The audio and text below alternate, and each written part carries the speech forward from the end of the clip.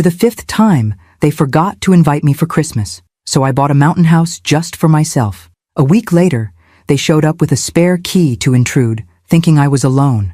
Little did they know I had a police officer, cameras, and a lawyer by my side. I wasn't supposed to find out about their Christmas plans this year. The invitation that never came wasn't meant to be discussed in my presence. But when your 8-year-old grandson FaceTimes you because he misses you, secrets have a way of spilling out. Grandma, why aren't you coming for Christmas again? Ethan's innocent face filled my iPad screen, his forehead wrinkled in genuine confusion. What do you mean, sweetheart? I kept my voice light, though something cold settled in my stomach. Dad said you're busy this year. Are you going somewhere fun instead? Can I come with you? Behind him, I could see the familiar wallpaper of my son Michael's living room, holiday decorations already adorning every surface. It was only December 1st. I'm not sure what your dad means, Ethan. No one's talked to me about Christmas plans yet. His little face scrunched up. But everyone's coming to our house. Mom's making lists. She has a special folder called Christmas 2023 with everyone's names. I saw it. Is my name on that list, Ethan? Before he could answer, a hand appeared, taking the iPad from him. My daughter-in-law Victoria's perfectly made-up face replaced Ethan's. Ethan, you know you're not supposed to use the iPad without asking, she scolded, then noticed me. Oh, Eleanor, sorry about that. He's going through a boundary testing phase. Victoria, I was just asking Ethan about Christmas. It seems you're hosting? Her smile tightened almost imperceptibly. Oh, we're still finalizing details. Nothing's set in stone. I see. I kept my face pleasantly neutral, a skill perfected over 62 years of life and 39 years of teaching university students. Well, when you do finalize things, please let me know. I'd love to see the grandchildren. Of course. I should go. Ethan needs to finish his homework. Say goodbye to Grandma, Ethan. I heard his muffled, "Bye, Grandma," before the call ended. Sitting alone in my too-quiet house, I stared at the blank screen for several long moments. This would be the 5th Christmas in a row. 5 years since David died. 5 years of increasingly transparent excuses. We're keeping it small this year, Mom. The kids have been exposed to something at school. We don't want to risk getting you sick. Oh, didn't Michael tell you? We changed plans last minute. I looked around the house that David and I had shared for 40 years, where we'd raised 3 children and hosted countless holiday gatherings. The house that had once burst with laughter and arguments, and life now felt like a museum of memories. At that moment, something inside me, something that had been bending and accommodating for 5 lonely years, finally broke. I opened my laptop and navigated to my banking portal. The balance of my account still startled me sometimes. David had been a brilliant financial planner, investing steadily throughout our marriage. Then there was my family inheritance, which had grown substantially under his management. Our children had no idea, largely because David and I had chosen to live modestly, prioritizing experiences over possessions. They assumed the teacher's pension was all I had. They thought I needed their financial help, which made their neglect even more galling. They didn't neglect me because they thought I was poor. They neglected me despite thinking I was poor. My finger hovered over the trackpad for only a moment before I clicked over to a real estate website. I'd been idly browsing mountain properties for months, a daydream, a way to imagine a different life. But suddenly, it wasn't a daydream anymore. 3 hours later, I scheduled a viewing for a property I'd admired online for weeks. A contemporary mountain home with panoramic views, floor-to-ceiling windows, and complete privacy on 5 wooded acres. It was listed at $1.2 million, a figure that would shock my children speechless. The realtor, Diane, seemed skeptical when I arrived alone for the viewing the next day. This property is quite an investment, she said carefully, eyeing my sensible shoes and simple coat. Most of our buyers in this price range are couples or families looking for vacation homes. I'm not most buyers, I replied simply. As we toured the house, something settled in my chest, a feeling of rightness I hadn't experienced since before David died. The soaring windows that showcased the mountains beyond, the massive stone fireplace, the gourmet kitchen where I could finally try all those complicated recipes I'd saved. There's a security system already installed, Diane mentioned, as we walked through the primary suite. The previous owners were quite security conscious. Top-of-the-line cameras, motion sensors, the works. The monitoring subscription would need to be reactivated, of course. I nodded, already imagining myself here, safe and independent. I'll take it, I said. Diane blinked. Don't you want to think it over? Perhaps discuss it with family? I've been thinking it over for months, I said truthfully, and my family isn't involved in my financial decisions. 2 weeks later, I signed the final paperwork and received the keys to my new home. The process had moved quickly, thanks to my ability to make a substantial cash offer. As I drove up the winding road to what was now my mountain retreat, snowflakes began to fall, dusting the pines that lined the driveway. Inside, I walked from room to room, running my hands along countertops and window frames that belonged to me alone. No memories here, no ghosts, no disappointed expectations. I activated the security system immediately, setting up the app on my phone that would allow me to monitor the property from anywhere. Then I called the one person who had remained a true friend through everything. Marcus, it's Eleanor. I've done something either incredibly brave or incredibly foolish. I laughed, the sound echoing in the empty house, and I could use some legal advice about establishing residency and updating my will. Marcus Winters had been David's best friend since college and had become my rock after David's death. As I explained what I'd done, his initial surprise gave way to wholehearted support. It's about damn time you did something for yourself, Ellie, he said warmly. I'll come up this weekend to help you get settled. We'll review all the paperwork and make sure everything's in order. As I ended the call, I stood at the wall of windows, watching snow blanket the mountains. For the first time in 5 years, I was looking forward to Christmas, a Christmas that would be entirely my own. The first week in my mountain home passed in a blur of deliveries and decisions. I'd brought only personal items from my old house, choosing to furnish this new space entirely from scratch. Each purchase felt like a declaration. This is who I am now. This is what I like. No more accommodating David's preference for traditional furniture. No more keeping the children's outdated bedrooms pristine for visits that rarely happened. Every choice, from the sleek sectional sofa to the queen-sized bed with its adjustable base, prioritized my comfort alone. You're nesting, Marcus observed on Friday evening, arriving with his overnight bag and a bottle of expensive champagne.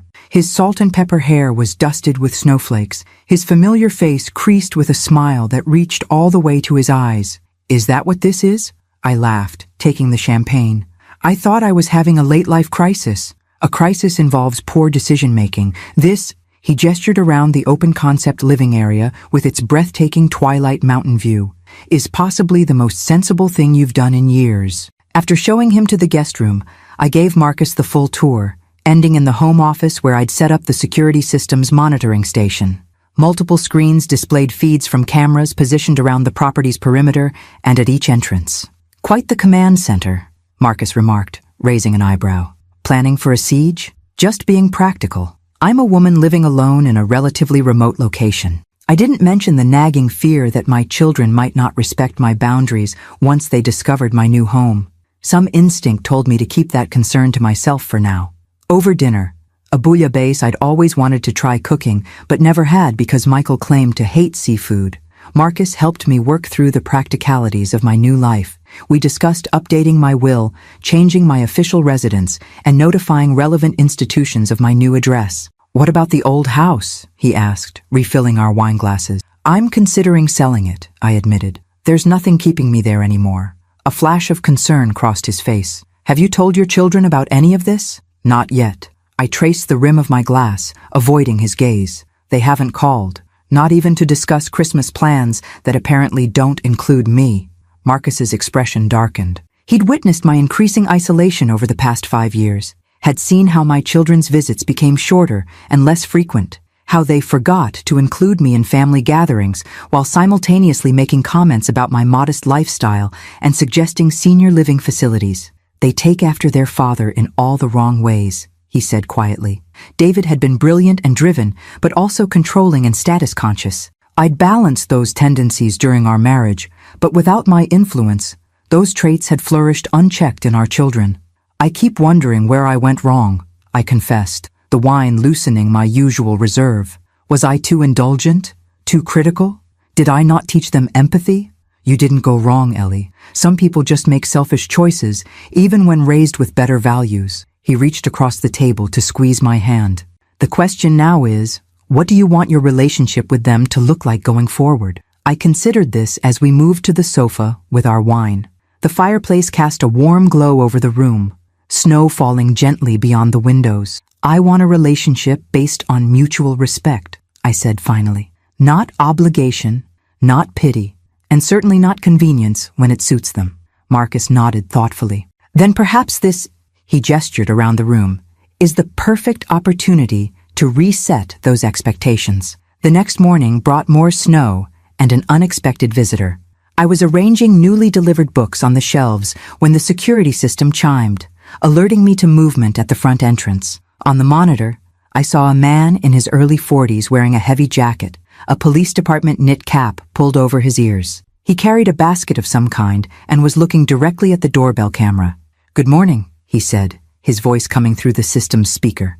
"I'm James Cooper, your neighbor from down the road. Thought I'd welcome you to the mountain." I hesitated only briefly before using the intercom. "That's very kind. I'll be right there." James Cooper stood a good 6 inches taller than my 5'5" frame, with broad shoulders and a face weathered by outdoor living. Despite his imposing physical presence, his smile was gentle as he handed me the basket. "Homemade sourdough, local honey, and a decent bottle of whiskey," he explained. "Mountain essentials. That's incredibly thoughtful. Would you like to come in for coffee? I just made a fresh pot." Over steaming mugs at my kitchen island, I learned that James was a police officer currently on medical leave, recovering from a shoulder injury sustained in the line of duty. He lived year-round in a cabin about half a mile down the mountain road. "Not many full-timers up here," he noted, glancing appreciatively around the house. "Most properties are weekend retreats for city folks who rarely bother to introduce themselves. I'm planning to live here permanently," I explained, surprising myself with how right those words felt. "I recently retired from teaching." "On your own?" he asked, then immediately backpedaled. "Sorry, that's none of my business." "It's fine." "Yes, I'm on my own. My husband passed away 5 years ago, and my children have their own lives. The simplified version of a complicated reality." James nodded, seeming to understand what I wasn't saying. "Well, mountain neighbors look out for each other. I'm just down the road if you ever need anything." He scribbled his number on a notepad on my counter. "Cell service can be spotty during storms, but I've got a landline that never fails, and I'm usually home these days while this shoulder heals." After he left, I stood at the window watching him navigate the snowy path back to the road. There was something reassuring about knowing someone was nearby, someone who had chosen this same solitude, but remained open to connection. That evening, as Marcus prepared to return to the city, he noticed James's number on the counter. "Making friends already?" he asked with a smile. "Just getting to know the neighbors," I replied. "James says there aren't many year-round residents." "James, is it?" Marcus's eyebrows rose teasingly. "Should I be jealous that you've replaced me as your emergency contact so quickly?" I laughed and swatted his arm. "Don't be ridiculous. He's young enough to be my son, and much more attentive than your actual son," Marcus observed pointedly. As we hugged goodbye at the door, he held me a moment longer than usual. "I'm proud of you, Ellie. This is your second act. Make it everything you want it to be." Watching his taillights disappear down the snowy road, I felt a curious lightness. For the first time in decades, my life was entirely my own to shape. 2 weeks passed in peaceful solitude. I established routines that pleased no one but myself. Morning yoga facing the mountains, afternoons reading by the fireplace, evenings experimenting with complex recipes I'd always wanted to try. I spoke with Marcus every few days and exchanged friendly waves with James when our paths crossed on the private road we shared. I'd almost forgotten about Christmas until my phone rang on December 18th. Michael's name appeared on the screen, my first contact from any of my children since moving to the mountain. "Mom," he said when I answered, his voice carrying that familiar note of forced patience. "Where have you been? I've tried calling the house twice this week." "Hello, Michael." "I've been at home." "No, you haven't. I drove by yesterday and the house was dark. Your car wasn't in the driveway, so he'd been checking up on me. Not out of concern, I suspected, but to confirm I'd be alone for Christmas again, making their exclusion less guilt-inducing." "I've moved," I said simply. A beat of silence. "Moved? Moved where? You didn't say anything about moving." I wasn't aware I needed permission. The words came out sharper than I'd intended, years of suppressed hurt finding their voice. "Of course you don't need permission," he backpedaled quickly. "It's just, this is sudden. Where are you living now? Some senior community?" The assumption stung. No, Michael. I've bought a house in the mountains. You've what? His shock would have been comical under different circumstances. Mom, how could you possibly afford? Your father and I were always good with money, I replied, deliberately vague. But your pension? The maintenance on mountain properties? The isolation? He seemed to be processing out loud, recalibrating his understanding of my circumstances in real time. I'm perfectly comfortable, thank you. Now, was there something specific you were calling about? Another pause. Actually, yes. We've been trying to finalize Christmas plans. Samantha and Daniel are bringing the kids to our house for Christmas Eve. Then we're all thinking of taking a little holiday trip, someplace with snow for the children. The perfect opening, yet he still wasn't inviting me. 5 years of exclusion had made it habitual. That sounds lovely. I hope you all enjoy yourselves. Right. Well, he cleared his throat. You'll be all right on your own for the holidays? I'm planning my own Christmas this year, I said truthfully. Something special. After ending the call, I sat watching snowflakes dance outside the windows, an uneasiness settling over me. The conversation felt like reconnaissance, Michael confirming I had no expectations of inclusion before finalizing their plans. My suspicions were confirmed 2 days later when the security system alerted me to a vehicle approaching. Through the kitchen window, I recognized Michael's luxury SUV crawling up my driveway, moving slowly as if the driver was uncertain of the destination. The vehicle stopped. Michael emerged, looking up at the house with an expression of disbelief. He snapped several photos with his phone before returning to his car and driving away. I called Marcus immediately. He didn't even knock, I explained, watching Michael's car disappear down the mountain road on the security feed. Just took pictures and left. That's concerning, Marcus said, his lawyer's caution evident. How did he even find your address? I'm not sure. I hadn't shared my new address with any of my children yet. The property records wouldn't be updated this quickly, would they? Unlikely. Could he have followed you? Or perhaps the real estate agent mentioned something? We ended the call with Marcus promising to check if the property transfer had been recorded publicly yet. I tried to dismiss my uneasiness, but that night I double-checked every door and window before bed. The next morning brought a flurry of texts from all 3 of my children, the most communication I'd received from them in months. From Michael, Mom, we need to talk about this house situation. Call me ASAP. From Samantha, since when do you have money for a vacation home? We need to discuss this as a family. From Daniel, are you sure this purchase is a good idea at your age? Living alone in the mountains seems risky. I responded to none of them, choosing instead to drive into town for groceries and final Christmas preparations. I decided to host a small dinner on Christmas Eve. Just myself, Marcus, and James, who had mentioned having no family nearby. When I returned home that afternoon, loaded with packages and food, something felt immediately wrong. The security system showed no alerts, but a subtle difference in the arrangement of the entryway bench caught my attention. I set down my bags and checked the security app on my phone, reviewing footage from the past few hours. At 2:17 p.m., a car I recognized as Samantha's had pulled into my driveway. The exterior camera captured her and Daniel approaching my front door, looking around furtively. Samantha reached into her purse and pulled out what appeared to be a key. My heart raced as I watched them let themselves into my home.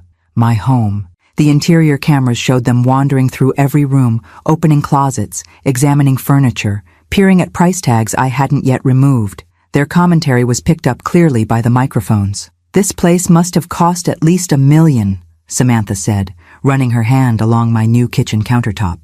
Where the hell did she get that kind of money? Dad must have had investments we didn't know about, Daniel replied, opening my refrigerator and helping himself to a bottled water without hesitation. She certainly couldn't afford this on a teacher's pension. Did you see the view? This location is prime real estate. Think about the family gatherings we could host here. So much better than her old house. Michael's already making plans. We're all coming up for Christmas. Surprise her, he says? Samantha laughed, as if this is somehow still her decision. My hands shook as I fast-forwarded through their 40-minute invasion of my privacy. Before leaving, Samantha placed something on the kitchen counter, a spare key, which she pointed to while saying something to Daniel about making sure everyone has access. I checked the front door. It was locked, meaning they had relocked it when leaving. If I hadn't reviewed the security footage, I might never have known they had been inside my home. Fighting rising panic, I called Marcus, then James. Within 30 minutes, both men arrived, James still in his police uniform from an earlier shift. They had a key, I said, my voice steadier than I felt as I showed them the footage. Samantha used a key to enter my house without permission. The only way they could have a key is if someone from the real estate transaction provided it, Marcus said grimly, which would be highly unethical, possibly illegal. James studied the security footage with professional focus. This is textbook trespassing, he confirmed. Having a key doesn't grant legal permission to enter someone's home without consent. I took a deep breath, steadying myself against the kitchen island. They're planning to come here for Christmas, all of them. Michael said they're going to surprise me. Do you want to change the locks? James asked practically. I want them to understand they can't just invade my life whenever it suits them, I replied, a lifetime of accommodating suddenly giving way to righteous anger. I want them to face consequences for once. Marcus and James exchanged a look I couldn't quite interpret. What did you have in mind? Marcus asked carefully. I want to be prepared when they arrive, I said, my resolve strengthening. Not caught off guard, not emotional, not vulnerable. I want to meet them from a position of power. James nodded approvingly. The element of surprise should be yours, not theirs. Exactly. I paced the kitchen, ideas forming rapidly. They think they're surprising me, but we'll be waiting for them. The question is, what exactly do I want to happen when they show up? Marcus leaned against the counter, his legal mind already working. We should consider the practical aspects first. When do you think they'll arrive? Christmas Eve seems most likely, I reasoned, based on Samantha's comments about Michael's plans. That gives us 3 days to prepare, James said, his tactical training evident in his approach. First priority is securing the property. I'd recommend changing the locks immediately. I agree, Marcus added. We should also find out how they obtained a key in the first place. The next morning I called Diane, my real estate agent, and explained the situation as diplomatically as possible. Mrs. Reynolds, I'm absolutely horrified, she responded, genuine distress in her voice. I can assure you no one from our agency would provide keys to anyone without your explicit authorization. Yet somehow my daughter has a key to my house, I replied, keeping my tone measured. A house whose address I haven't shared with any of my children. After promising to investigate immediately, Diane called back within the hour. I've discovered what happened, she said, her voice tight with professional embarrassment. Your son Michael contacted our office last week, claiming to be helping you move. He said you were having mobility issues and had asked him to coordinate some deliveries. The calculated nature of the deception made my stomach turn. And someone believed this without verifying with me? One of our new administrative assistants, yes. She provided a key to him, thinking she was being helpful. I've already initiated disciplinary proceedings. This is a serious breach of protocol. By that afternoon, a locksmith had changed every external lock on the house, and James had helped me upgrade the security system to include alerts for any attempted use of invalid keys. Marcus, meanwhile, had drawn up a formal notice of trespass that could be presented if necessary. You're sure you want to take such a hard line? Marcus asked as we reviewed the document. Once certain legal boundaries are established, it may be difficult to return to a more casual family relationship.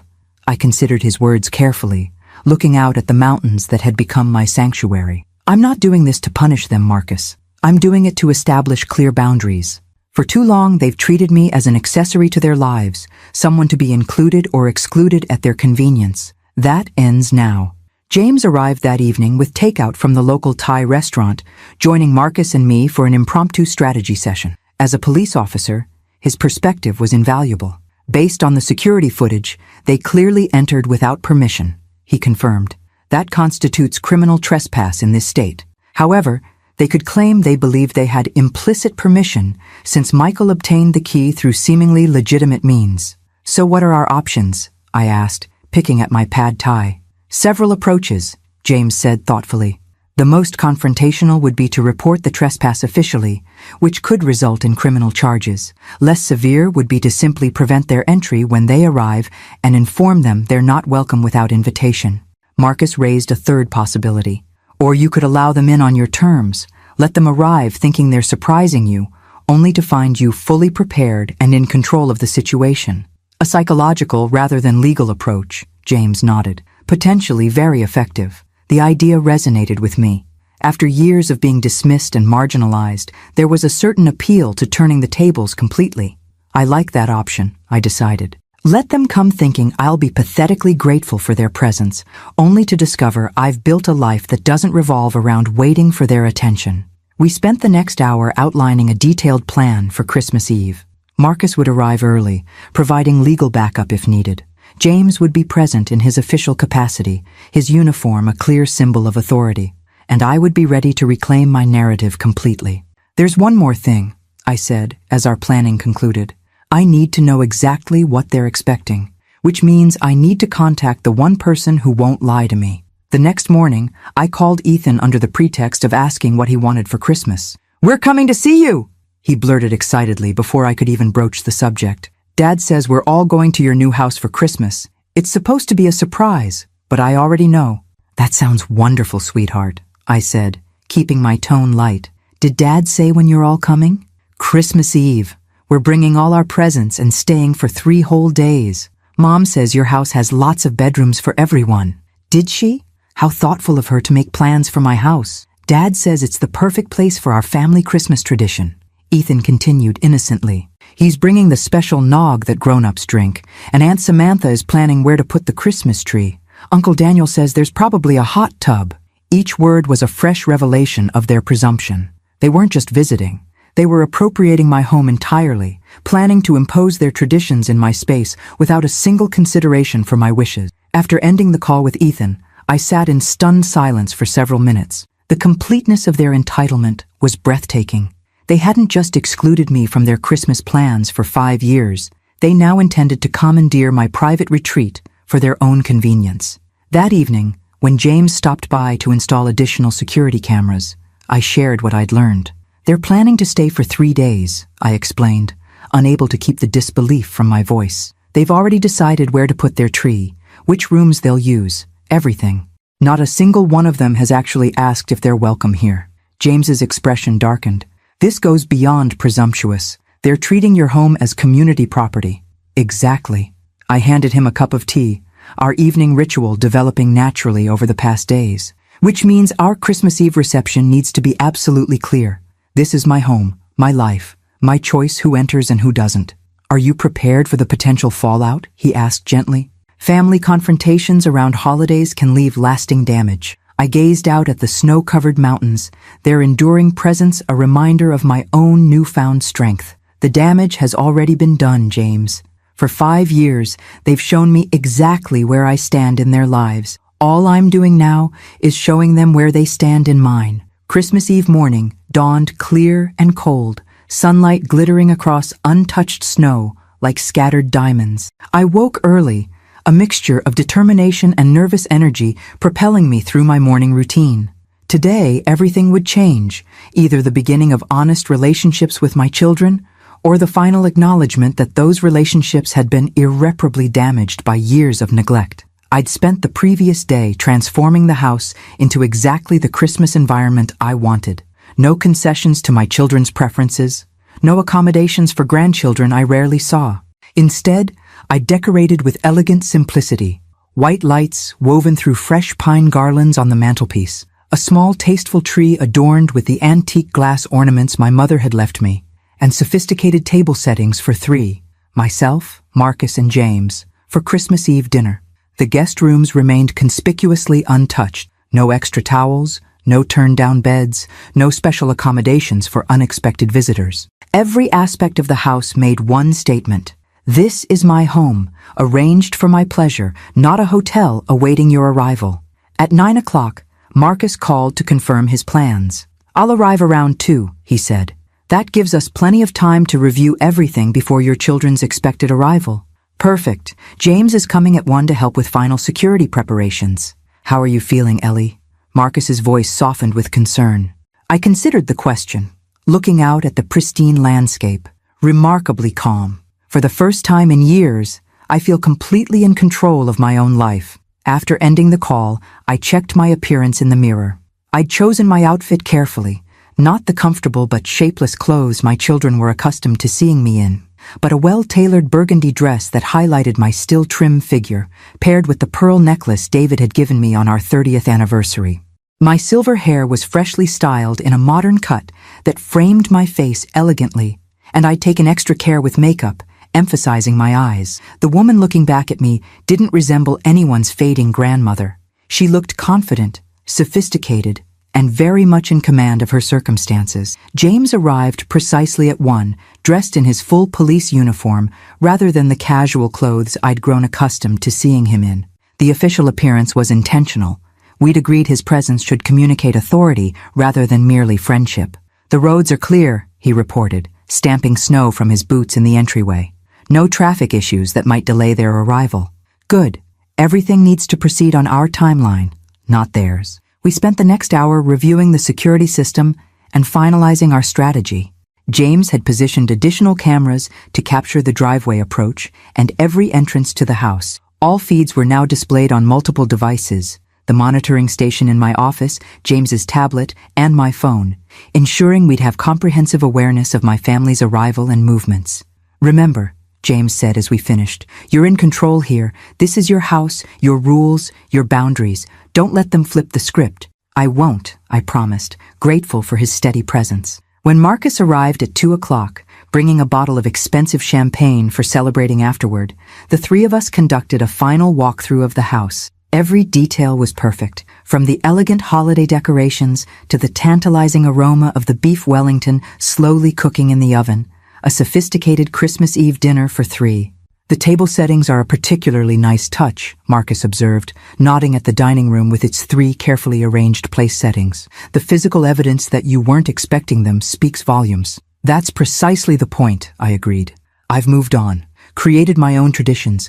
They need to understand I'm no longer waiting by the phone for their attention." At 3:30, James's tablet chimed with an alert. "Vehicle approaching," he announced, showing us the feed from the driveway camera. Michael's SUV led the procession, followed by Samantha's crossover and Daniel's sports car. I counted heads as they parked, all 3 of my children, their spouses, and 5 grandchildren, ranging from Ethan's 8 years to Samantha's daughter, Lily's teenage 15. 10 people arriving unannounced, expecting accommodations in a house prepared for 3. "Are you ready?" Marcus asked quietly, standing beside me at the window as we watched them unload luggage and wrapped gifts. "Completely," I assured him, though my heart had begun to race. James positioned himself discreetly in the kitchen, visible enough to be noticed, but not immediately confrontational. We watched on the monitor as Samantha approached the front door, key in hand. Her first attempt to insert it failed, as did her second. Confusion crossed her face as she realized the locks had been changed. After a brief consultation with Michael, she pressed the doorbell instead. The chime echoed through the house as I smoothed my dress, took a deep breath, and moved to answer it with deliberate, unhurried steps. "Surprise!" Multiple voices chorused as I opened the door, their faces arranged in expressions of exaggerated excitement that faltered slightly when they registered my appearance. Elegant, composed, and clearly not surprised at all. "Hello?" I said pleasantly, making no move to step aside and allow entry. "This is unexpected." Michael recovered first, his salesman's smile sliding back into place. "Merry Christmas, Mom. We thought we'd surprise you with a family holiday at your new place." He gestured expansively at the assembled group. "Everyone's here."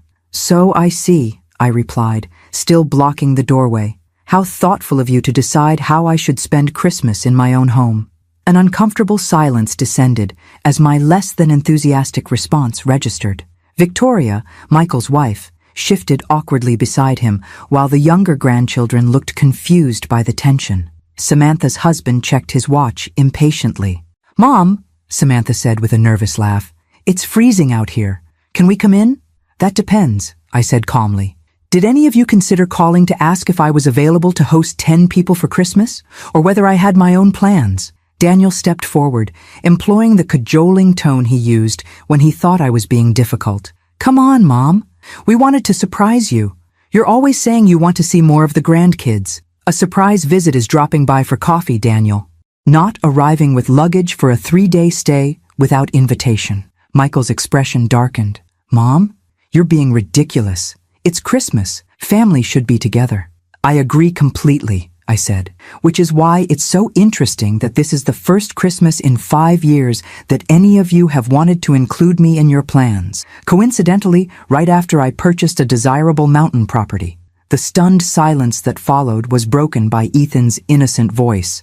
"Daddy, you said Grandma would be happy to see us." The genuine confusion in his voice nearly broke my resolve, but I reminded myself this wasn't about punishing my grandchildren. It was about establishing boundaries their parents had trampled for years. "I am always happy to see you, Ethan," I said gently. "But right now, I need to speak with your parents about some adult matters. Why don't you all come inside where it's warm, and we'll sort this out?" I stepped aside finally, allowing them to enter the foyer, where they immediately noticed James standing in his police uniform, watching silently from the kitchen doorway. Michael froze mid-step. "Mom, why is there a police officer in your house?" "This is Officer James Cooper," I said, closing the front door behind my bewildered family. "He's here because I have concerns about unauthorized entry to my home." "Unauthorized entry?" Samantha's voice rose in confusion. "What are you talking about?" "Perhaps we should all move to the living room," I suggested calmly. "Children, there's hot chocolate and cookies in the kitchen if you'd like some." Victoria hesitantly shepherded the younger grandchildren toward the kitchen, while 15-year-old Lily and 13-year-old Jacob remained, clearly intrigued by the unfolding adult drama. Marcus stepped forward from where he'd been observing in the living room. "I'm Marcus Winters," he introduced himself with professional courtesy. "Mrs. Reynolds' attorney." "Attorney?" Michael's face flushed. "Mom, what the hell is going on?" I gestured toward the seating area. "Please, sit down. We have matters to discuss before we determine whether this surprise visit of yours can proceed." They complied reluctantly, exchanging alarmed glances as they arranged themselves on the sofas facing the fireplace. I remained standing, a deliberate choice to maintain the position of authority in my home. "2 days ago," I began, my voice steady, "Samantha and Daniel entered this house without my knowledge or permission, using a key that Michael obtained through deception." "That's ridiculous," Daniel protested immediately. "We were just checking out the place," Samantha interjected, shooting him a warning glance. "We were excited about your new home, Mom. So excited that you didn't bother to call first, or knock, or wait for an invitation." I gestured toward the large monitor on the wall, which James had cued with the security footage. "Perhaps this will refresh your memory." The screen came to life, showing Samantha and Daniel furtively approaching my front door, looking around before using the key. Their recorded voices filled the room as they wandered through my house, making comments about the furniture, discussing which bedrooms they'd claim for their families, and speculating about my finances. "Michael's already making plans. We're all coming up for Christmas. Surprise her," he says. Samantha's recorded voice echoed through the suddenly silent room. As if this is somehow still her decision, her recorded laughter followed. I paused the footage, observing their reactions. Samantha's face had drained of color. Daniel stared at his shoes. Michael looked thunderstruck, perhaps realizing his siblings had implicated him directly. That's an invasion of privacy," Samantha finally sputtered. "You can't just record people without their knowledge." "Actually," James spoke for the first time, his official tone filling the room, "homeowners have the legal right to maintain security systems on their property, including video surveillance. What they don't have a right to do is enter someone else's home without permission, which is criminal trespass under state law." "We had a key," Daniel protested. "Obtained through false pretenses," Marcus countered smoothly. "Michael contacted the real estate office claiming Mrs. Reynolds needed assistance due to mobility issues, a complete fabrication designed to gain unauthorized access to her property." All eyes turned to Michael, whose salesman's composure had completely evaporated. "I was just trying to help," he said weakly. "We wanted to see the place before Christmas." "You could have asked," I said simply. "You could have called and said, 'Mom, we'd love to see your new home. May we visit?' Instead, you chose deception, invasion, and presumption." "Presumption?" Victoria had returned from settling the younger children in the kitchen. "We're family. Family doesn't need formal invitations." "Apparently, I do," I replied, meeting her gaze steadily. "For 5 years, I've needed an invitation to Christmas gatherings that never came. 5 years of, we're keeping it small this year, and we've made other plans. 5 years of seeing my grandchildren only when it was convenient for you." A heavy silence fell over the room. Lily, old enough to understand the implications, looked between her parents and me with dawning comprehension. "You never invited Grandma for Christmas?" she asked her mother. "Not once in 5 years?" Samantha shifted uncomfortably. It's complicated, honey. It's actually quite simple, I corrected gently. I became inconvenient after your grandfather died. Too much effort, too old-fashioned, too unnecessary, until I acquired something desirable, this house, and suddenly I'm worthy of inclusion in the family Christmas. That's not fair, Michael protested, though his voice lacked conviction. Isn't it? Then explain why you told Ethan I was busy this Christmas, when you hadn't bothered to ask if I had plans. Explain why you felt entitled to enter my home without permission. Explain why you brought luggage for a 3-day stay without once considering whether I might want 10 unexpected house guests. No one seemed able to formulate a response. James shifted slightly, his uniform catching the light, a reminder of the potential consequences hovering over the situation. Are we, Daniel finally ventured, are we being charged with something? That depends on you, I answered. I have no desire to press charges against my own children. What I want is acknowledgement, respect, and genuine connection, not to be treated as an afterthought or a convenience. Marcus stepped forward, holding a document. Mrs. Reynolds has prepared a simple statement of understanding. It acknowledges the unauthorized entry, establishes clear expectations about future visits requiring explicit invitation, and outlines a path forward for rebuilding family relationships based on mutual respect. You want us to sign a contract to visit our own mother? Samantha asked incredulously. No, I corrected her. I want you to recognize that I am a person with autonomy, boundaries, and feelings, not a resource to be accessed when convenient and ignored when not. The document is merely a formal acknowledgement of that reality. The silence that followed was broken by an unexpected voice. Lily, my teenage granddaughter, stood up from where she'd been sitting beside her mother. I'll sign it, she said firmly. Grandma deserves better than how we've treated her. The simple statement from a 15-year-old cut through the tension like a knife. Samantha looked at her daughter in surprise, then slowly back at me, really seeing me perhaps for the first time in years. Mom, she began, her carefully maintained facade cracking slightly. We never meant to make you feel excluded. Intentions matter less than actions, I replied, not unkindly. For 5 years, your actions have spoken clearly about my place in your lives. Michael, ever the pragmatist, assessed the situation with newfound clarity. So where does this leave us now? Are we supposed to just leave? On Christmas Eve?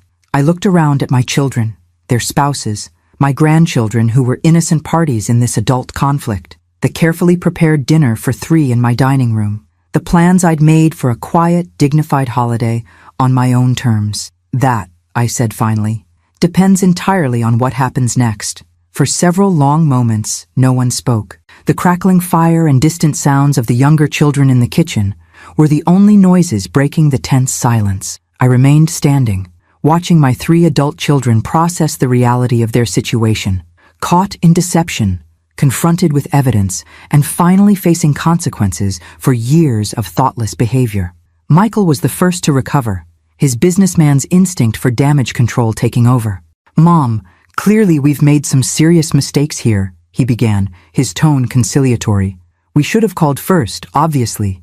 The key situation was inappropriate. Inappropriate? I repeated the word, letting its inadequacy hang in the air. Breaking into my home and planning to commandeer it for your holiday convenience goes well beyond inappropriate, Michael. Samantha wiped discreetly at her eyes, her carefully applied makeup beginning to smudge. We never thought of it as breaking in, she said quietly. In our minds, you'd be happy to have us all together, without asking me, without considering that I might have made my own plans after 5 years of solitary holidays. Daniel, always the most defensive of my children, shifted restlessly. You're making it sound like we deliberately excluded you all these years. That's not fair. We've all been busy. Lives get complicated. Too busy for a phone call? I interrupted. Too complicated to extend a simple invitation? I never expected any of you to prioritize me above your own families, Daniel.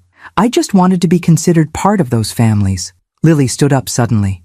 I want to know why we never visited Grandma for Christmas, she announced, looking directly at her mother. You always said she preferred quiet holidays, that she didn't like traveling in winter. Samantha flinched visibly. Lily, please. This isn't the time. It's exactly the time, I countered. Lily deserves honest answers. All the grandchildren do. I turned to my granddaughter, heart aching at how much she'd grown in the glimpses I'd been allowed of her life. I never said I preferred quiet holidays, Lily. Quite the contrary. I've called every December for 5 years asking about Christmas plans. Victoria cleared her throat. In all fairness, Eleanor, you have to admit you don't exactly fit with our usual celebrations. The children have certain expectations for Christmas, traditions we've established, traditions that deliberately excluded their grandmother. I finished for her. How convenient to establish traditions that justified leaving me out. James shifted slightly from his position near the doorway, a subtle reminder of his presence. Perhaps, he suggested professionally, this would be a good moment to consider the agreement Mr. Winters mentioned. Marcus stepped forward with the document. This isn't legally binding in a traditional sense, he explained. Rather, it's a clear articulation of boundaries and expectations going forward. A reset, if you will. Michael accepted the papers, scanning them with a frown. This feels excessive. We're family. We shouldn't need written agreements. Apparently we do, I replied evenly, because verbal understandings and basic respect haven't been sufficient. As Michael read through the document, Ethan appeared in the doorway, his small face troubled. Is Christmas canceled? He asked, looking around at the tense adult faces. The innocent question pierced through the confrontation, reminding me that my grandchildren were blameless in this situation. Whatever grievances I had with my children, the little ones deserved a joyful holiday. No, sweetheart, I answered gently. We're just deciding what kind of Christmas we're going to have. Victoria moved to shepherd Ethan back to the kitchen, but I raised my hand to stop her. Let him stay. In fact, let's have all the children join us. They should understand what's happening. After the remaining grandchildren were gathered, I addressed them directly. I love all of you very much, I began, making eye contact with each small face. And I've missed you terribly during all the holidays we haven't shared. Your parents and I are trying to figure out how we can be a better family going forward. One where everyone feels included and respected. 8-year-old Ethan frowned thoughtfully. Like when you tell us to use our words instead of grabbing toys? A ripple of uncomfortable laughter moved through the adults, the simple childhood parallel cutting straight to the heart of the matter. Exactly like that, I agreed. Sometimes even grown-ups need reminders about sharing and considering others' feelings. Michael set down the agreement, his expression conflicted. Mom, can we have a moment to discuss this privately? As siblings? I nodded, gesturing toward the study. Take all the time you need. As my children filed out to confer, I turned my attention to my grandchildren, asking about school, activities, interests, making up for lost time in small ways. James discreetly stepped outside to give us privacy, while Marcus moved to the kitchen to prepare coffee. 15 minutes later, Michael, Samantha, and Daniel returned. Something in their demeanor had shifted, a newfound sobriety in place of their earlier defensiveness. We've talked it through, Michael said, serving as spokesperson, and we owe you an apology, a real one. He took a deep breath. After Dad died, it was easier to build our holidays around our children's needs and our social obligations than to consider how lonely you might be. We told ourselves you were fine, that you understood, that it was just how things worked out each year. Samantha stepped forward, tears now flowing freely. The truth is, I didn't want to face holidays without Dad. Being here reminded me he was gone, and it was easier to just create distance. I never considered how much worse that made it for you. And when we discovered you had this beautiful mountain home, Daniel added, we were shocked, confused, and yes, opportunistic. Instead of being happy you'd found a new chapter, we immediately thought about how it could benefit us. Michael picked up the agreement. We'll sign this, Mom. Not because we need a legal document to behave like decent human beings, but as a symbol of our commitment to do better, to be better. And we understand if you want us to leave, Samantha added quietly. We arrived uninvited and presumptuous. Our feelings aren't the priority here. I looked at my children, really looked at them, seeing beyond my hurt to the flawed, complicated adults they'd become. In their faces, I could see traces of David, of myself, of the babies I'd once held and the teenagers I'd guided. Imperfect people who had made selfish choices, yes, but still my family. I don't want you to leave, I said finally. But I do want you to understand something fundamental. This is my home, my life, built on my terms. You are welcome here, when invited, when respectful, when genuinely interested in me as a person, rather than what I can provide. I gestured toward the dining table with its elegant settings for 3. I had plans tonight. Dinner with Marcus and James, who have shown me more consideration in recent weeks than my own children have in years. Those plans will proceed. Taking a deep breath, I continued. However, there's a lodge in town with excellent last-minute accommodations. I suggest you all get settled there tonight. Then tomorrow, Christmas Day, you're welcome to return as invited guests. We'll have a proper holiday meal, exchange gifts, and begin the process of rebuilding what's been broken. A mixture of relief and chastened understanding passed across their faces as they realized I was offering a path forward, not unconditional forgiveness, but an opportunity to earn back their place in my life. That sounds more than fair, Michael said quietly. More than we deserve, honestly. As they gathered their belongings and prepared to depart for the lodge, Lily approached me hesitantly. Grandma, would it be okay if I stayed here with you tonight? I'd like to help with Christmas preparations. Her request, so genuine, so untainted by the adult complications surrounding us, touched me deeply. I'd like that very much, I replied, embracing her for the first time in far too long. After the caravan of vehicles departed for the lodge, an extraordinary silence settled over the house. James excused himself to change out of his uniform, promising to return for dinner as planned. Marcus opened the bottle of champagne he'd brought, pouring 3 glasses, one for himself, one for me, and one for Lily, which I replaced with sparkling cider despite her protests that 15 was practically grown up in Europe. Well, Marcus said, raising his glass, that went rather differently than expected. Did it? I took a thoughtful sip. They reacted exactly as they always have, with surprise that I might have needs and boundaries of my own. Son, but they signed the agreement, Lily pointed out, clearly still processing the afternoon's events. That's something, isn't it? It's a beginning, I acknowledged. Actions will matter more than signatures. As James returned in civilian clothes and we settled in for our originally planned dinner, Lily watched us with curious eyes. The elegant table, the sophisticated menu, the easy conversation flowing between the 3 adults. It was clearly not the grandmother she thought she knew. You're different here, she observed as I served the beef Wellington. More, I don't know, yourself? That's perceptive, I smiled at her. For a long time after your grandfather died, I defined myself by my relationship to others. David's widow, your parents' mother, your grandmother. This place represents the first decision I've made solely for myself in decades. Why didn't you tell anyone? About buying it, I mean. I considered her question carefully. I needed space to rediscover who I am when I'm not performing roles for other people.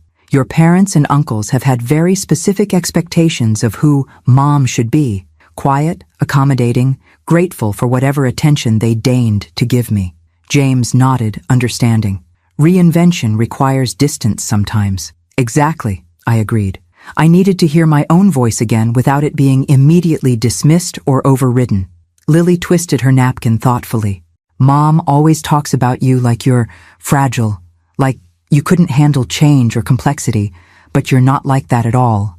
That perception served their narrative, Marcus observed. If Eleanor was too fragile to handle family gatherings, or too set in her ways to enjoy their modern celebrations, they could exclude her without guilt. That's harsh, Lily protested, though her expression suggested she recognized the truth in his words. But accurate, I said gently. It's not a pleasant realization, I know, but part of growing up is recognizing that parents are flawed, complicated humans, not the perfect authorities we imagine in childhood. Our dinner stretched into a long evening of honest conversation. Lily asked questions about her grandfather, about my life before marriage and children, about my teaching career, subjects her parents had rarely explored. I found myself speaking more freely than I had in years, no longer measuring my words against potential judgment or dismissal. When she finally yawned around 11 o'clock, I showed her to one of the guest rooms, the blue room with its magnificent view of the moonlit mountains. This would have been Mom and Dad's room, wouldn't it? She asked, taking in the elegant furnishings. If they'd stayed, probably. Your mother has always preferred blue. I'm glad they're not here tonight, Lily confessed quietly. It's nice having you to myself for once. After she'd settled in, I rejoined Marcus and James in the living room, where they sat nursing nightcaps by the fire. She's a remarkable young woman, Marcus observed. More insightful than her mother was at that age. She reminds me of you, James added with a warm smile, clear-eyed about people's motivations. I was never that perceptive at 15, I laughed, accepting the small glass of brandy Marcus offered, but I hope she maintains that clarity. It will serve her well. What about tomorrow? James asked, returning to practical matters. Are you ready for the full family invasion? I considered this, watching the firelight dance across the ceiling. I think so. Today wasn't about punishing them. It was about establishing that I'm not a supporting character in their lives anymore. I have agency, boundaries, and expectations of my own. They needed that wake-up call, Marcus agreed, though I suspect old habits will reassert themselves if you're not vigilant. Probably, I acknowledged, but I'm not the same person they could dismiss so easily anymore. This place, I gestured around the room that represented my independence, isn't just a house. It's a statement about who I am now and how I expect to be treated. After Marcus and James departed with promises to check in tomorrow, I found myself alone in my mountain sanctuary, reflecting on the day's confrontation and surprising resolution. Everything had changed in ways I couldn't have predicted when I first discovered my children's planned invasion. I slept deeply that night, waking Christmas morning to find Lily already in the kitchen, attempting to make Belgian waffles using a recipe she'd found online. I wanted to surprise you with breakfast, she explained sheepishly, flour dusting her cheek. But I think I misunderstood how the waffle iron works. Together we salvaged the breakfast, laughing at the mishaps. As we ate at the kitchen island, she asked hesitantly, "Do you think today will be weird? After yesterday?" "Probably," I admitted. "Growth usually involves some discomfort. Are you still mad at them?" I considered this carefully. Not mad, exactly. Disappointed, certainly, but also hopeful that yesterday might have been the beginning of something better. By noon, my children began arriving from the lodge, more tentatively this time, knocking respectfully and waiting to be invited in. They brought their overnight bags, but left them in their vehicles until explicitly welcomed. Small changes that signaled they'd absorbed at least some of yesterday's lessons. Michael presented me with a beautifully wrapped package. "We got you something special," he explained. Before we knew about the house. It seems inadequate now, but we hope you'll like it. Inside was an elegant photo album, professionally assembled with pictures spanning decades, from my wedding to David through the births of grandchildren and various family milestones. Many of the photos I'd never seen before. "We realized you might not have copies of a lot of these," Samantha explained, "especially the recent ones of the grandkids. The thoughtfulness of the gift, albeit late, touched me. Thank you. This means a great deal." As the day progressed, a curious transformation unfolded. Without the presumption of control, my children seemed unsure how to behave in my home. They asked permission before using the kitchen, consulted me about activities, and generally exhibited a cautiousness that, while slightly awkward, represented a meaningful shift in dynamics. Daniel, helping me prepare vegetables for Christmas dinner, broke the careful politeness with unexpected candor. "I didn't realize how beautiful it is here," he said quietly. "I can see why you chose this place. It speaks to me," I agreed. "The mountains have a permanence that's comforting somehow. I've been thinking about what you said yesterday, about being treated as an afterthought." He kept his eyes on the carrots he was chopping.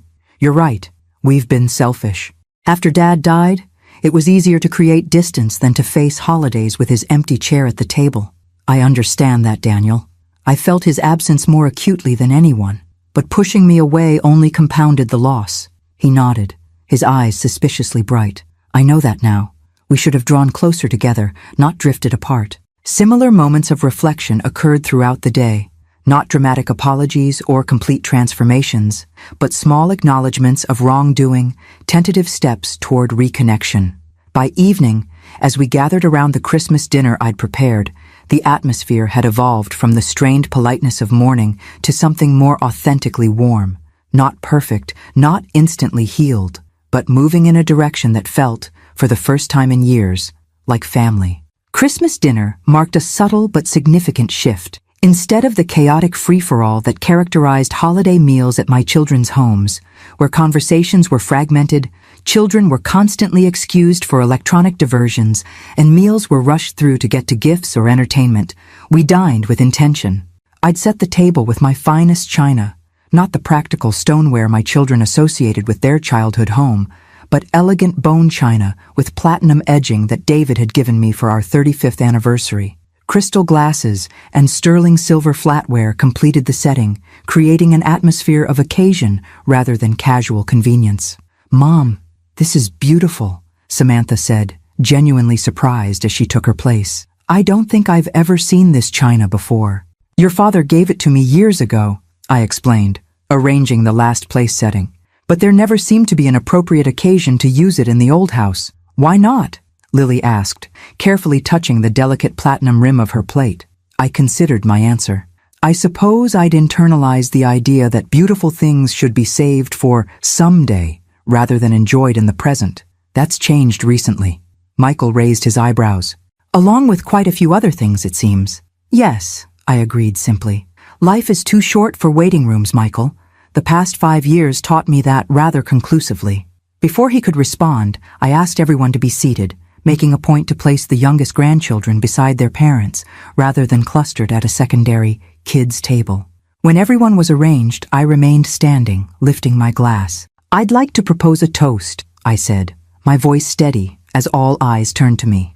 "To new beginnings, honest connections, and the courage to rewrite stories that no longer serve us." There was a moment of collective consideration as my words registered, then glasses were raised in response. Victoria, surprisingly, was the first to speak. "To family," she added softly, "in all its complicated, imperfect glory." As we enjoyed the meal I'd prepared, more sophisticated than the traditional turkey dinner they would have expected, conversation flowed with surprising ease. The children, included in the adult table in conversation, rose to the occasion with better manners than their parents had likely anticipated. Ethan, seated between Michael and Victoria, turned to me with genuine curiosity. "Grandma, where did you learn to cook like this? It's fancy, like a restaurant." "I took cooking classes in the city last year," I explained. "French cuisine. I've always enjoyed cooking, but I wanted to expand my repertoire beyond the family meals you're familiar with." "You never mentioned cooking classes," Samantha said, a note of defensiveness creeping into her tone. "You never asked," I replied mildly. "After your father died, I developed several new interests and skills. The cooking classes, watercolor painting, even some investment seminars to better understand managing my finances." Daniel looked genuinely surprised. "I had no idea you were interested in investments." "There's quite a bit you don't know about me," I acknowledged without rancor. "I've changed substantially in the past 5 years." "I'm starting to see that," he admitted. As dinner progressed, I observed my family with fresh eyes. Without the weight of expectations, mine for inclusion, theirs for conformity to their image of me, we were discovering each other anew. My children asked questions about my life they'd never bothered to pose before. The grandchildren, witnessing this more authentic interaction, joined in with their own curiosities. After dinner, we moved to the living room for coffee and dessert. I'd prepared individual chocolate soufflés, another skill from my cooking classes, which elicited appreciative murmurs. "This is all so different from our usual Christmas," Samantha observed, curling into an armchair with her soufflé. "More thoughtful somehow. Because it's Grandma's Christmas, not just a copy of everyone else's," Lily said wisely from her spot on the floor near the fire. Victoria studied me over her coffee cup. "I feel like we're meeting a different person than the mother-in-law I've known for 15 years. "Not different," I corrected gently, "just more complete. For years I allowed myself to be defined by my roles in your lives. Mother, grandmother, widow. This past year, I've reclaimed the other aspects of who I am." As evening deepened, the younger children grew tired. Michael checked his watch, then looked at me uncertainly. "We should probably get back to the lodge soon. The little ones need their beds." I nodded, noting his careful phrasing, not presuming they would stay in my home overnight as originally planned. "Of course, though you're welcome to return tomorrow for breakfast if you'd like." "Really?" Samantha looked surprised at the invitation. "Yes," I said simply. "Today has been healing in many ways. I'd like to continue the conversation." As they gathered their things, collecting scattered wrapping paper and children's new toys, the mood was markedly different from their entitled arrival yesterday. Each thanked me individually with varying degrees of sincerity and self-awareness, but all acknowledging that the day had unfolded in ways they hadn't anticipated. Lily hung back as the others headed toward their cars, approaching me with obvious hesitation. Would it be okay if I stayed again tonight? I'd like to help with breakfast tomorrow." Her request touched me deeply. I'd like that very much if your parents approve. Samantha, overhearing, seemed about to object, but stopped herself, visibly reconsidering. That would be fine, she said after a moment, if that's what you both want. After they'd all departed, Lily helped me with the dishes, moving around my kitchen with newfound familiarity. You know what I realized today? She said, carefully drying a crystal wine glass. I've never really known you. Like, the real you. What do you mean? At home, you're always just Grandma, the person who sends birthday cards and listens to Mom complain about work. But here, you're Eleanor, this whole interesting person with opinions and talents I never knew about. Her insight struck me profoundly. That's very perceptive, Lily. Is that why you bought this place? To be Eleanor instead of just Grandma? Partly, I acknowledged. Though the two aren't mutually exclusive, being your grandmother is one of my greatest joys. I just needed space to be all the other parts of myself too. Later, as we sat by the fire with mugs of hot chocolate, Lily asked tentatively, do you think they'll go back to how they were before? Once Christmas is over? I considered her question carefully. Old patterns are powerful things. I suspect there will be backsliding and moments of forgetfulness, but I've changed the fundamental equation by establishing clear boundaries and expectations. And this house makes it real, she observed, looking around the space that so clearly expressed my independent identity. They can't pretend you're just sitting around waiting for their attention anymore. Exactly, I smiled, impressed by her insight. This house is both sanctuary and statement. I want to visit you here, she said suddenly. Not just with my parents or for holidays, just to spend time with you. Would that be okay? More than okay, I assured her, profoundly moved by her request. This home was meant for living fully, not in isolation. As we prepared for bed, Lily paused at her bedroom door. This has been the best Christmas I can remember, she said thoughtfully. Not because of presents or anything, but because it felt real. Real is a good word for it, I agreed. Authentic might be another. After she'd gone to her room, I stood at the great windows, watching snow begin to fall softly over the mountains. The house around me, my house, chosen for my pleasure alone, felt different tonight. No longer just a statement of independence or a refuge from exclusion, but the beginning of something new, a place where authentic family connections might finally have room to grow. Spring came to the mountains with gentle persistence, melting the snowdrifts into burbling streams and coaxing pale green buds from dormant branches. I'd been in my mountain home for nearly 4 months now, watching the seasons transform the landscape from pristine white to vibrant awakening. Much like the land around me, my relationship with my children had undergone its own thaw, gradual, sometimes halting, but undeniably progressing. The changes hadn't happened overnight. January brought tentative phone calls, careful in tone and duration. February saw my first invitations to their homes, genuine invitations with reasonable notice, not last-minute obligations or afterthoughts. March introduced a new pattern of Sunday video calls with the grandchildren, scheduled weekly rather than occurring sporadically when guilt prompted connection. Small changes that together represented significant shifts in the family dynamic. On this particular April morning, I stood on my deck with coffee, surveying the property I'd come to love so deeply.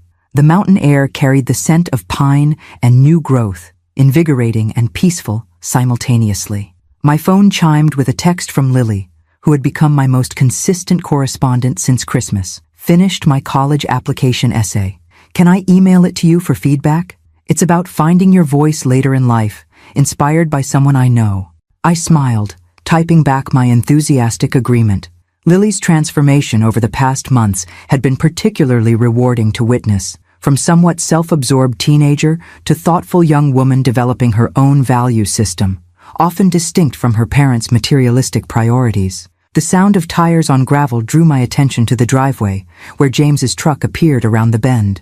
Since Christmas, our friendship had deepened into something neither of us had anticipated. A companionship that brought richness to both our lives. Not romance exactly, though perhaps edging in that direction with patient deliberation. We were both cautious people who valued clarity and intention in relationships. Morning, he called, emerging from the vehicle with a bakery box in one hand and gardening tools in the other. Ready to tackle those raised beds we talked about? We had planned a vegetable garden for the sunny southern exposure of the property. My first attempt at growing food rather than just ornamental plants.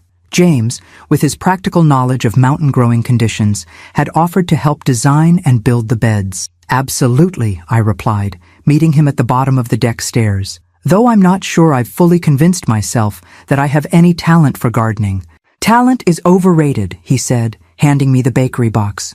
Persistence matters more. Plants respond to consistent attention, not natural aptitude. Rather like relationships, I observed, accepting the pastries with a grateful smile. Exactly like relationships, he agreed, his eyes crinkling at the corners. We spent the morning measuring and constructing the cedar frames that would hold my first gardening endeavor. The physical work was satisfying in ways my previous life had rarely offered, creating something tangible, useful, and potentially nourishing. Your son called me yesterday, James mentioned casually as we broke for lunch on the deck. I paused, surprised. Michael? Whatever for? He wanted to know if I'd be here this weekend. Said he didn't want to interrupt if we had plans. The consideration implicit in this question, so different from the entitled assumptions of Christmas, warmed me unexpectedly. What did you tell him? That he should talk to you directly about your availability, James replied with a slight smile. Not assume I keep your calendar. Wise answer. He's trying, Eleanor. They all are in their ways. I nodded thoughtfully. They are. Imperfectly, inconsistently, but genuinely trying. It's more than I expected, honestly. You changed the equation, James observed. Made them see you as a complete person with agency and boundaries, not just a convenient mom figure to be accessed when needed and ignored when not. Before I could respond, my phone rang, Michael's name appearing on the screen as if our conversation had summoned him. Mom, he greeted me when I answered. Hope I'm not interrupting anything? Not at all. James and I are just having lunch after building some garden beds. A brief pause. That's actually why I'm calling. Victoria and I were wondering if we could bring the kids up this weekend. Ethan's been asking about your mountain house for weeks, and we thought a proper visit might be nice. The careful phrasing, a request rather than an assumption, wasn't lost on me. That would be lovely, Michael. When were you thinking of arriving? Saturday morning, if that works for you. We'd get a room at that lodge in town, of course. Another meaningful difference from Christmas. No presumption they would stay in my home without explicit invitation. The lodge is lovely, but you're welcome to use the guest rooms if you prefer, I offered, finding I genuinely meant it. Just let me know so I can prepare accordingly. After finalizing the details and ending the call, I looked up to find James watching me with quiet approval. That sounded promisingly respectful, he observed. It was, I agreed. Though I'm still adjusting to this new version of Michael, who actually asks rather than informs. Do you trust it will last? I considered the question carefully. I trust that the dynamic has fundamentally changed. Whether every interaction will reflect that change perfectly, that's another matter. Old habits resurface, but the baseline has shifted. Because you shifted first, he pointed out. You stopped accepting the role they'd assigned you. Later that afternoon, as James was leaving, Marcus called to check in, our weekly conversation that had continued faithfully since Christmas. I brought him up to date on the garden project and Michael's upcoming visit. Sounds like progress continues, he noted approvingly. How are you feeling about all of it? I glanced around at my home, so thoroughly mine in every detail, from the art on the walls to the garden beds taking shape outside. Content, I replied truthfully. Not because everything is perfect with my children, but because my happiness no longer depends on their approval or inclusion. That's the real victory, Marcus observed. Independence of spirit, not just living situation. That evening, as twilight settled over the mountains, I walked the perimeter of my property, mentally mapping where I might plant flowering shrubs to attract butterflies, where a bench might offer the perfect spot for morning meditation, where wind chimes would catch the afternoon breezes, small additions to make this place even more distinctly mine. My phone chimed with an email from Lily, her college essay attached with a nervous message asking for my honest opinion. I settled into my favorite chair by the window to read it, touched that she valued my perspective so highly.